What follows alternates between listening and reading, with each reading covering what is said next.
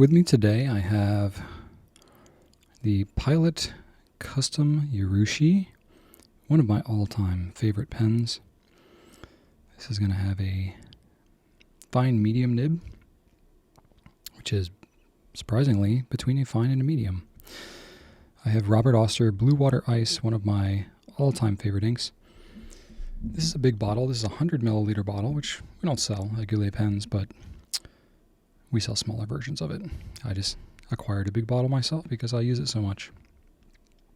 And then the paper that I'm using is Marumon Nimocine, and this is the Imagination Notebook. It's mostly blank, but it's got a room for a date and a title at the top. Pretty ink-resistant paper. I find that it works pretty well, especially with inks like this that tend to shade a lot. It's not going to be as slick as ink resistant as something like a Tomoe River, but if you're used to inkjet papers and things like that, this is going to feel remarkably better. So I was deciding what to do. I do not consider myself really to be an artist per se. I'm more of a musician. But when it comes to fine art, I have some basic skills. I did some back in elementary and middle school, but it's pretty much where my skills stopped. But one thing I do remember doing as a kid was making mazes. Kind of a doodle thing that I would do when I was, maybe not paying the closest attention as I could have in class. And I thought, you know what? It's been a really, really long time since I've tried one of these. So I just was kind of going for it. Now, I don't know proper technique for making mazes.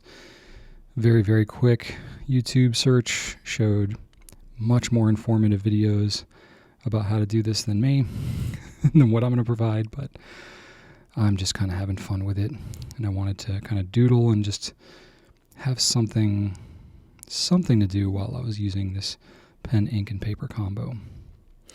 Now, one interesting thing about doing a maze with a fountain pen, unless you're constantly turning the paper, you're going to be writing with that pen back, forth, up, down, all around, and longer than you normally would. I'm normally not writing in an upstroke quite this long as I would if I was writing a script.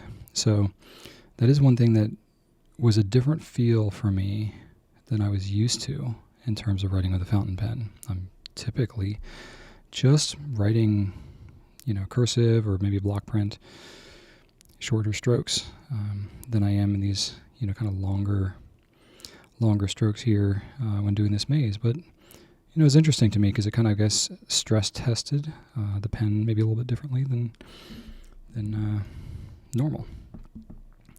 So what I did is created the finish in the middle. I opted for multiple points of entry, and I just kind of expanded out from there until I basically decided that I wanted to stop. I wasn't going for any general shape. Wasn't going for any general layout of any kind. Ends up looking sort of brain looking, I guess. I don't know. All those folds. But I was just enjoying writing with it. Creating multiple entry points and having some of them join back up, other ones just be dead ends. To be completely honest with you, I'm hoping that this maze has a finish. It has a start. I'm assuming that if I just keep going out here and at least something, if I just leave one of them open, then that would have to mean that the maze would be solvable, right? I didn't quite think that part through, but I believe that will work out like that. In fact, maybe all these are connected and it might be the easiest maze in the world. I have no idea. I'm just having fun doing it. Now, when I think about what I was doing last time I was making a maze like this, it had to be at least middle school, might have been elementary school. So we're talking 25, 30 years probably since the last time I've attempted this. I maybe took 2 minutes to doodle one out just to start, just to make sure I remembered the mechanics of it. I was like, okay, I'm good. So I just kind of went for it. Now, one nice thing about a pen like this, I mean, this is very overkill for doing this type of a project. This is an expensive pen. and this is probably not its highest and best use. Most definitely not. But I do love the size of this pen. I personally have quite large hands. A lot of pens feel thinner, feel a little daintier in my hands. This pen fills my hand out.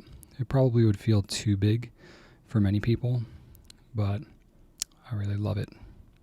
Just for myself, my own use. This is a pen that I find comfortable using for more daily writing. The nib size on it means that the line is thick enough where, especially if I'm using a dark ink like this, I can see it very comfortably, even from a distance.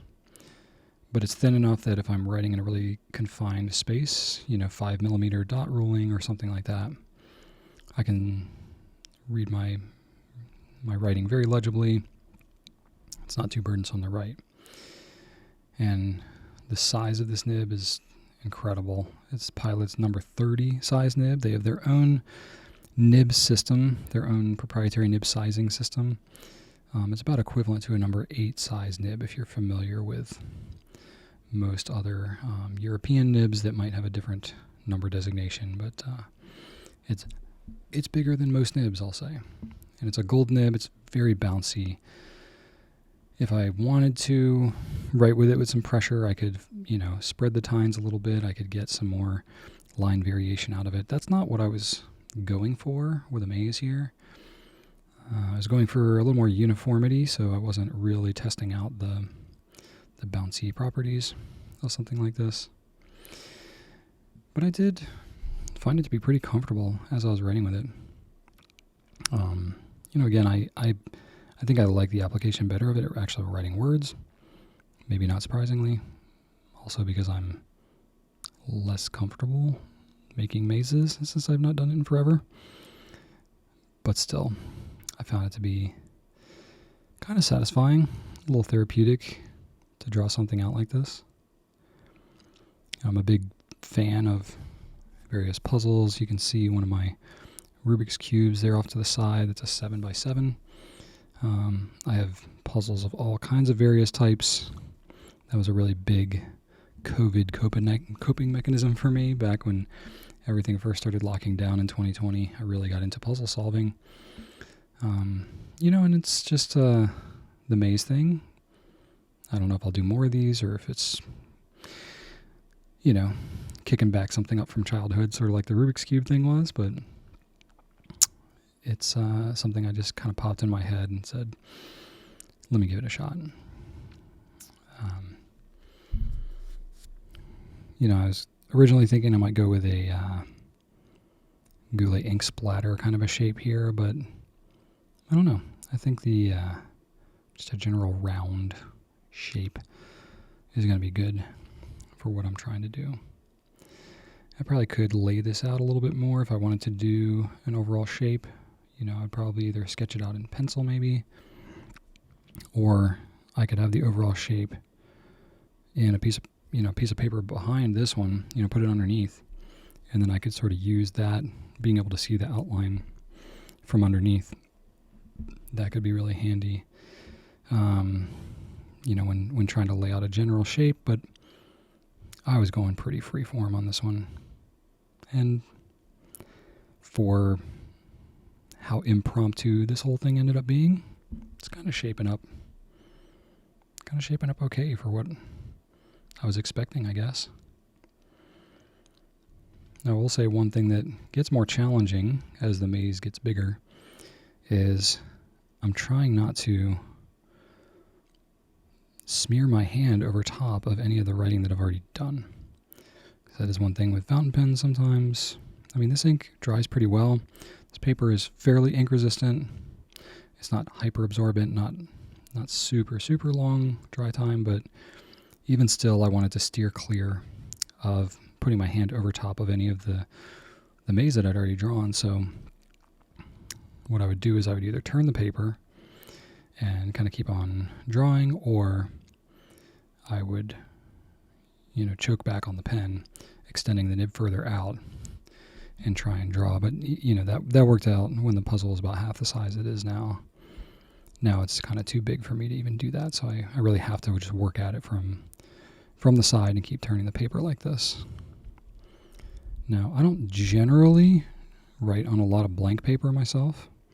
It's not a super popular paper for what we sell here at Goulet Pens. Usually it's dot grid paper, line paper. Those are the most popular, graph behind that, and blank is usually in the kind of fourth place. So it's really handy with drawing, but yeah, there we go. I got a nice round shape there I was going for. I just kind of arbitrarily picked where the start would be, left an opening. Maybe in the future I'll have to try to actually solve it, but aesthetically it was what I was going for. Overall, I had a good experience and hope you've enjoyed this video. Thanks for watching, and right on.